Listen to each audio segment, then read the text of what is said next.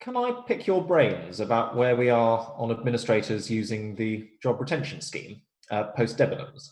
Yeah, please do. Hugely interesting. It seems to me we've got this essential question still that we've always had of administrators needing to decide within 14 days of their appointment whether to adopt contracts of employees as part of continuing the business. And we know that if they do adopt, then under paragraph 99.5, liabilities under the contract for periods post-adoption get super priority. And we know that if they don't adopt, they'll lose the employees and perhaps any chance of rescuing the company as a going concern. So it's a pretty critical decision early on. And we've now got the issue of how the government furlough scheme affects that. Tara, were you looking at Carluccio's? Yeah, so Carluccio's was really, I think, the first case that dealt with the furlough scheme. And what you had there was a situation where within 14 days of their appointment, the joint administrators had written to employees to retain them, but on terms that they would be furloughed with wages reduced to the maximum amount available under the scheme. Now, the issue that arose was that the scheme requires the grant monies to be paid to the employer company. So essentially, they constitute a company asset, and prima facie has to be that those monies have to be distributed amongst creditors pursuant to the payment priority rules under the Insolvency Act. So the question is, well, how do you ensure that the grant monies go to the employees as required by the scheme? Now, the court settled on paragraph 99.5 of the Insolvency Act, although I know that there has been some preference subsequently for paragraph 66. I mean, Tom, I don't know what you think about that. I thought this was quite interesting. So both at first instance in Carluccio's and Debenhams, you had the judges saying that they thought paragraph 99 was the more natural source for a statutory power to give super priority to employees. And paragraph 99 does feel the more natural source. It deals specifically with wages and salary in administration. But the Court of Appeal in Debenhams said, no, we prefer reliance on paragraph 66. We think that's what gives the administrators the power to make these payments.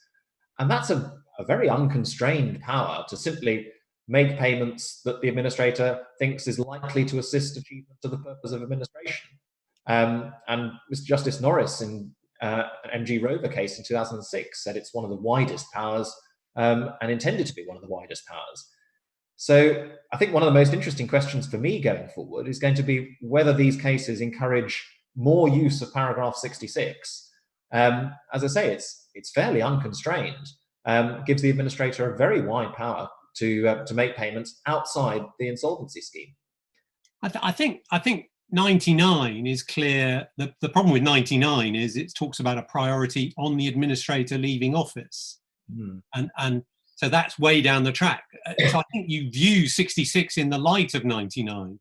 If you've got a priority under 99, then it's got to be for the purpose of furthering the administration to pay. You're going to have to pay anyway at some stage.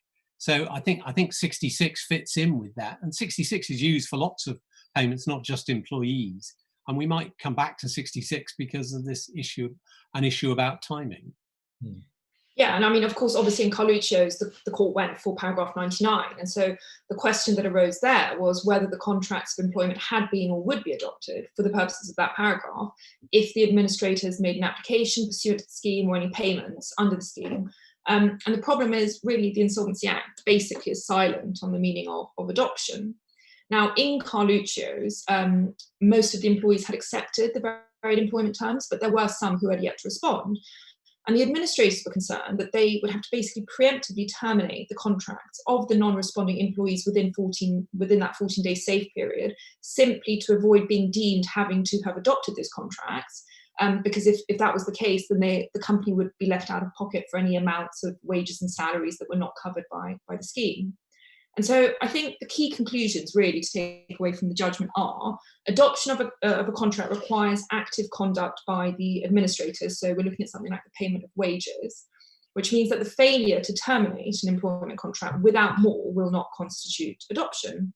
So if the non-responding employees continue to fail to respond, or even if they subsequently rejected the very terms, their contracts could be terminated without adoption being deemed to have taken place. So the very contracts would only be adopted by the administrators when they either made an application to the scheme or made a payment pursuant to the scheme. And of course, adoption then means that those payments attract super priority and in accordance with the scheme can be paid direct to the employees. So that was Carluccio's in a nutshell. And of course, it was swiftly followed by the Debenhams case, which from what I understand had a slightly different angle, I think. Is that right? Yes, I think so. I think that's fair. I mean, it had a different fact circumstance because by the time of appointment, all the employees had been placed on furlough by the company, or almost all. And it had a different focus because the administrators were coming to court seeking a declaration that using the scheme, in effect, would not amount to adopting the employment contracts. They were concerned that if they adopted the employment contracts, there would be liabilities that had to be given a super priority, but wouldn't be covered by the government scheme, particularly linked to holiday pay. So the declaration they sought was that if all they did was leave employees on furlough, correspond over the terms of their engagement, and then pay them the sums that would be reimbursed by the government, that did not amount to adoption. They weren't receiving services.